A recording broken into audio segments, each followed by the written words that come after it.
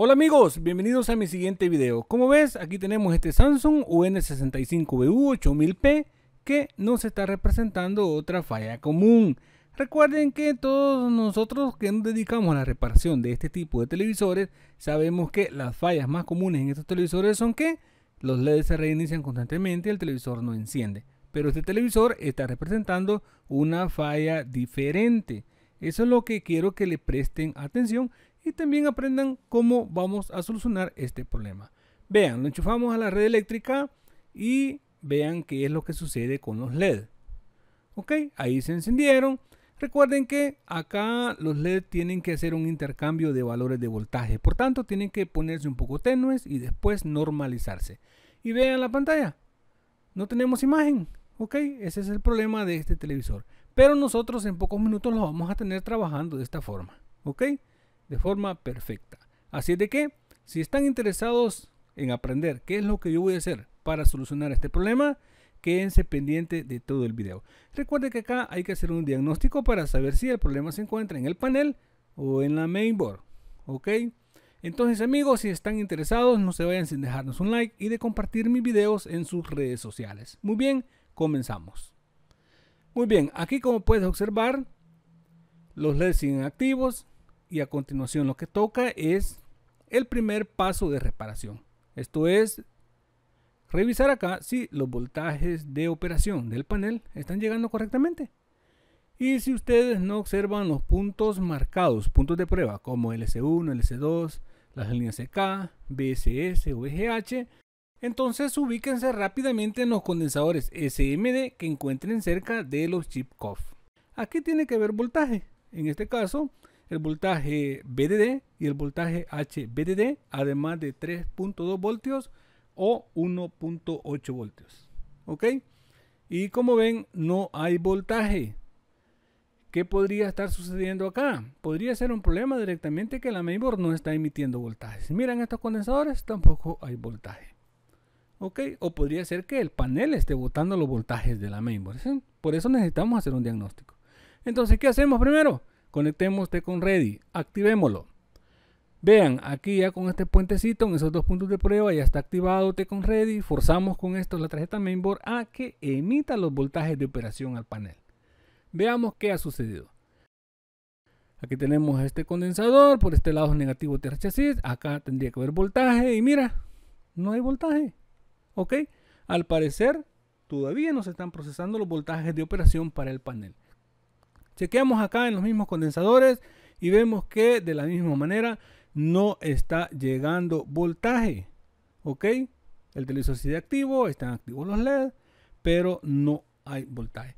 Podría ser entonces que el panel sea que esté botando los voltajes. Entonces lo desconectamos de la red eléctrica, volvemos a enchufar y vamos a verificar ahora solo en los condensadores de la mainboard y ver si aparecen los voltajes de operación para el panel. En este caso, VDD que es de 16 o 17 voltios y miren, no hay nada.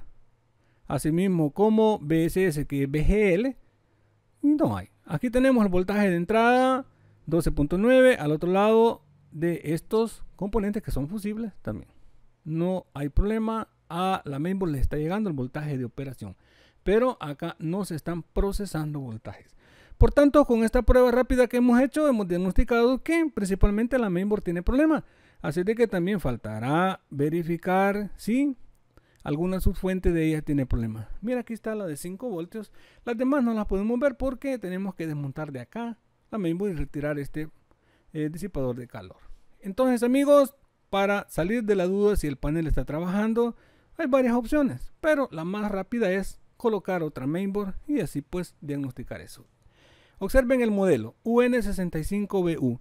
Yo pues no tengo una tarjeta que sea exactamente de este modelo. Sin embargo, podemos ver que este televisor utiliza tarjetas de la serie UN. Así de que cualquiera de estas le podríamos instalar. Miren, aquí tenemos más. Aquí tenemos esta que no dice que es UN, pero es de la serie. Realmente de la serie UN. Está serigrafiado de una forma diferente. Y también importante es de que vean los componentes relacionados a la salida de señales y voltajes que van para el panel. Vean los componentes que tiene este y vean los componentes que tiene la original. Y esta otra lo tiene un poco diferente, pero también es de la serie UN.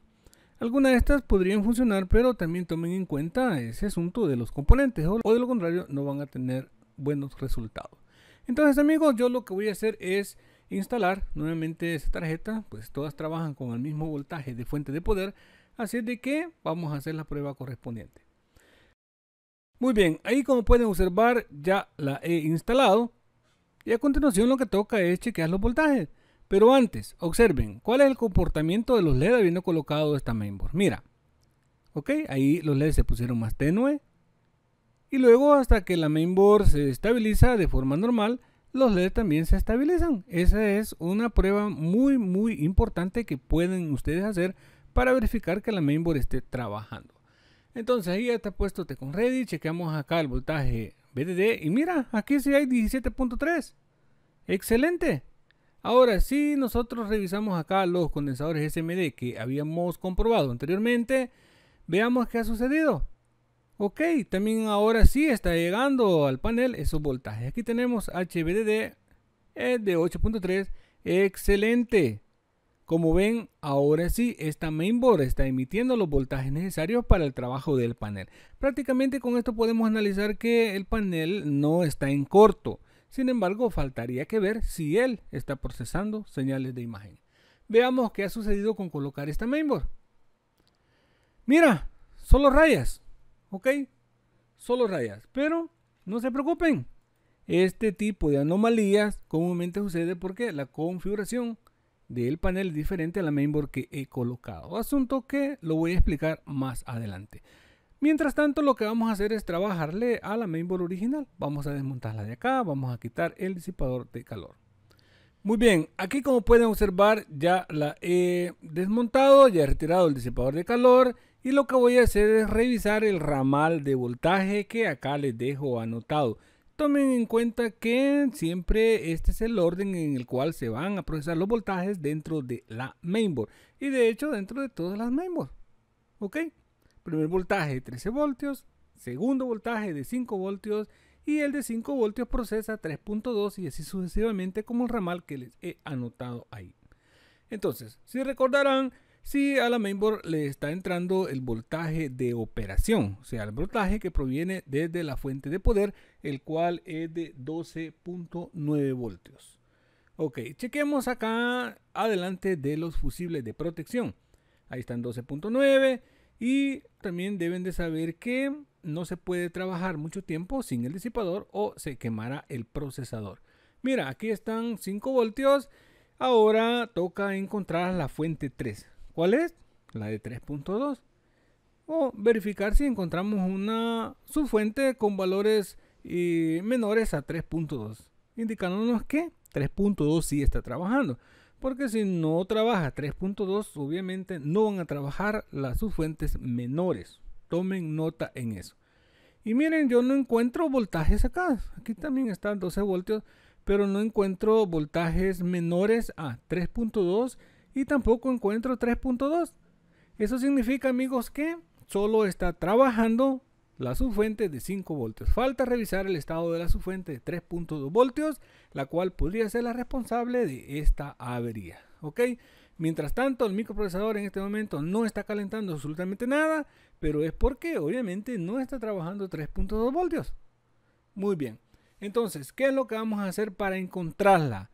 Hay métodos muy prácticos y sencillos que se pueden aplicar. Yo se los voy a enseñar paso a paso, pero quédense pendiente del siguiente video. Ahí vamos a hacer varias pruebas para que ustedes también puedan darse cuenta cómo se pueden solucionar estos problemas y dejar trabajando el televisor perfectamente.